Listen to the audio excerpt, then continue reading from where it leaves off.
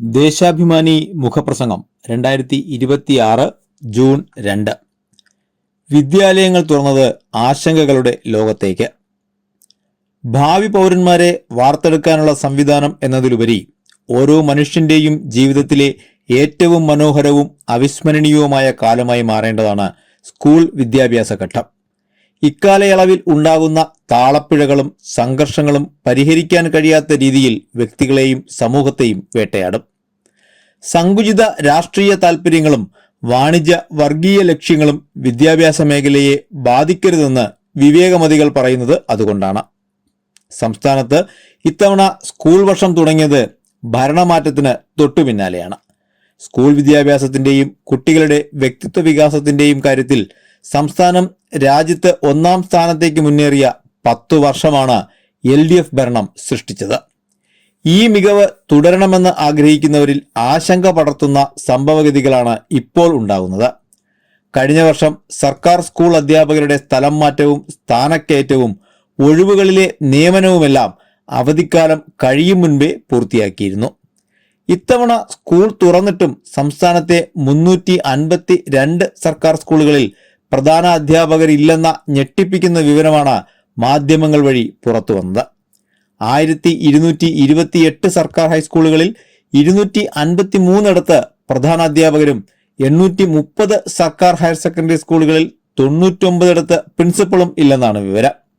LDF സർക്കാരിന്റെ കാലത്ത് അധ്യാപകരുടെ സ്ഥാനക്കയറ്റത്തിനായി കോൺഫിഡൻഷ്യൽ റിപ്പോർട്ട് അടക്കം തയ്യാറാക്കിയെങ്കിലും UDF സർക്കാർ തുടർ നടപടികളിലേക്ക് നീങ്ങാത്തതാണ് ഈ ദുരവസ്ഥയ്ക്ക് കാരണം.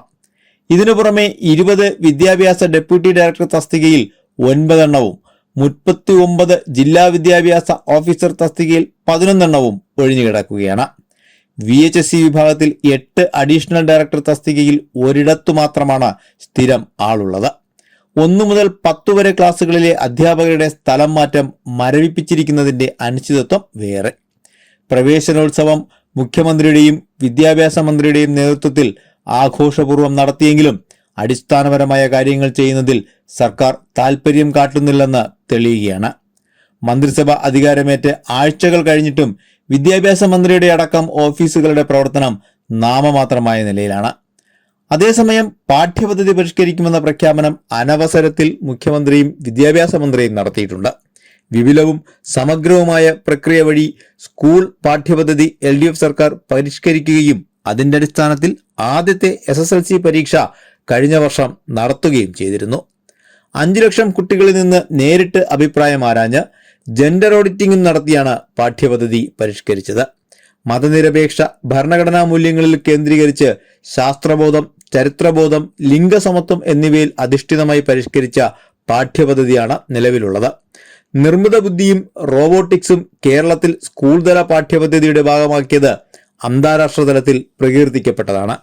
ഇത്രയും കാലോചിതമായ പാഠ്യപദ്ധതി അട്ടിമറിക്കാനുള്ള നീക്കം സംശയകരമാണ്. വിദ്യാഭ്യാസ രംഗം കാവ്യവൽക്കരിക്കാനുള്ള കേന്ദ്ര സമ്മർദ്ദം ചെറുത്താണ് കേരളം നിലകൊള്ളുന്നത്.